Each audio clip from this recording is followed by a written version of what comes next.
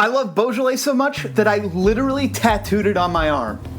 Now, I love Beaujolais for a lot of reasons, but the least of those reasons is definitely not how good of value many of the wines that come out of the region can be. For a lot of people, when they think of Beaujolais, they're thinking of things like Beaujolais Nouveau or like Jadot Beaujolais Villages. Very simple, fruity wines that are meant to be drank immediately. But Beaujolais can be much more than just simple table wine. Another one of the reasons that I love Beaujolais so much is that it's kind of the whole reason I really got so far into wine. I used to really only know cheap red blends, stuff that's like $8-9. One day, I decided to splurge and I bought a Cru Beaujolais bottle home. And let me tell you, I had no clue up until that night exactly how complex and interesting wine could really be. The grape used in Beaujolais is called Gamay.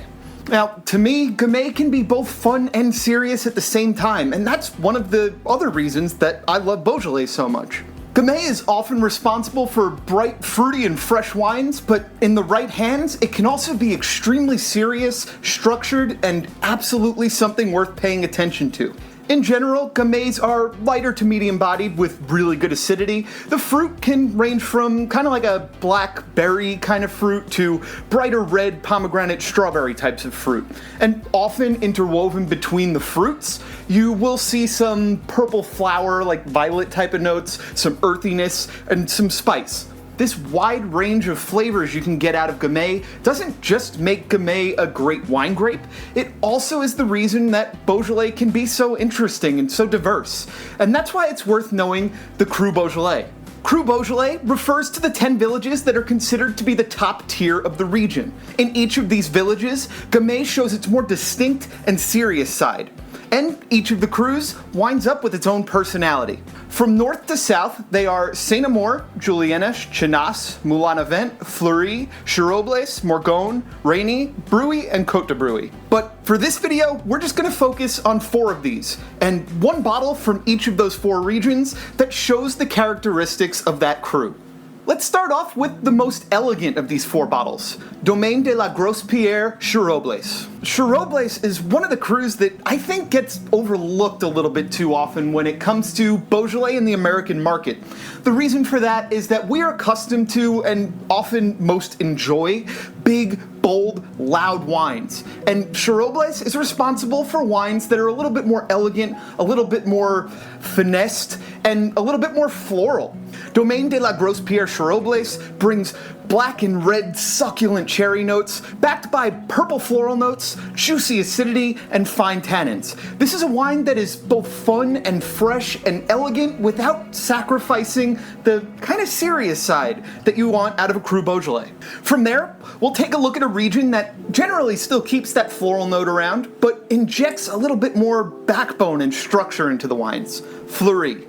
Specifically, we'll talk about a bottle from a producer that has a strong cult following, Clos de la Rolée. Now, this producer does make some really high-end stuff, but right now we're talking about their entry-level Fleurie.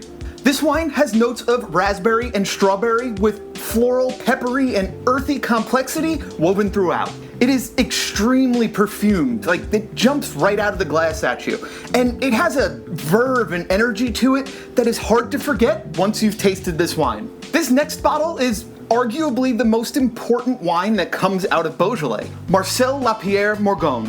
Compared to wines out of Chiroubles, this cru has more depth, more structure, and shows off the more serious side of Gamay, while still preserving that bright, fresh fruit that makes Beaujolais Gamay so interesting and appealing in the first place. You'll find notes of cherries, strawberries, blood orange, and an almost chalky mineral edge. This wine has great punchy acidity and fine tannins. It is energetic and fresh, but it still has structure and some real weight. Finally, we'll move on to Moulin-a-Vent, which is often considered the most serious and age-worthy of the Cru Beaujolais. This is another place within Beaujolais that I think gets overlooked. Most of the time when people walk into a store looking for a bottle of Beaujolais, they're looking for something to drink tonight with dinner. And a lot of the time, Moulin-a-Vent needs some time in the bottle to develop.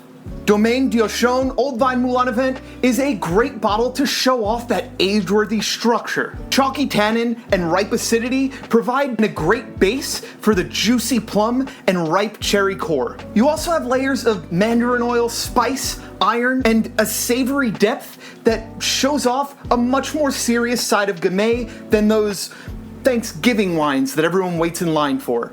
So if you're still thinking about Beaujolais as if it's some fruity young wine that you drink within a week, you're not thinking the right way, unfortunately. Check out these 4 bottles at the link in the description, or check out the link to explore everything we have on offer from Beaujolais right now.